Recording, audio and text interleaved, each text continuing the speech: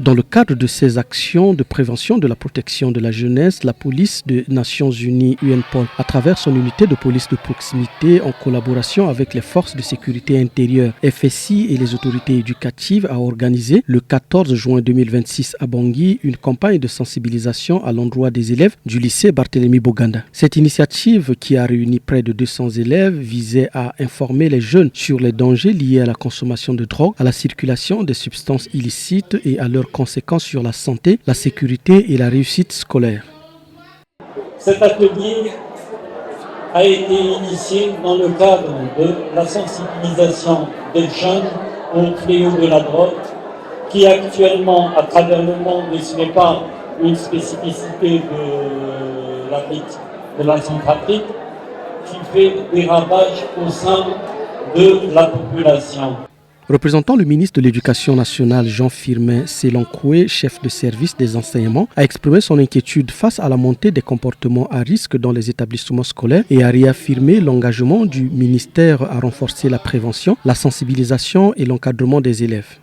De nos jours, nous assistons à des comportements déviants de nos élèves. Non seulement de nos élèves, mais de certains de nos encadreurs pédagogiques qui sont nos enseignants.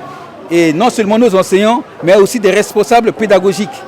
Face à cet aspect des choses, le ministère de l'Éducation nationale ne pouvant pas rester bras croisés, nous sommes obligés de mettre en place des stratégies. Et ces stratégies consistent à mettre en place des règlements intérieurs dans chaque établissement scolaire pour pouvoir faire face à ces mauvais comportements.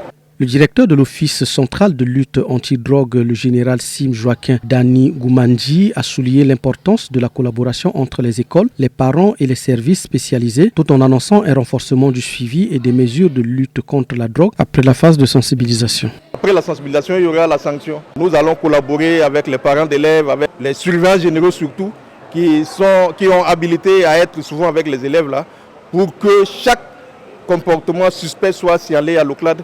Les élèves présents ont également pris la parole pour partager leur compréhension des risques liés à la consommation de drogue. Parmi eux, Joseph Bérofé a lancé un message de sensibilisation à ses camarades. La drogue, c'est quelque chose qui n'est pas bon pour nous élèves et pour nous jeunes. Parce que quand tu consommes de la drogue, toi tu crois avoir de l'inspiration, mais ça nuit à ta santé. Toi, tu vois pas la projection dans 1 an, dans quelques mois.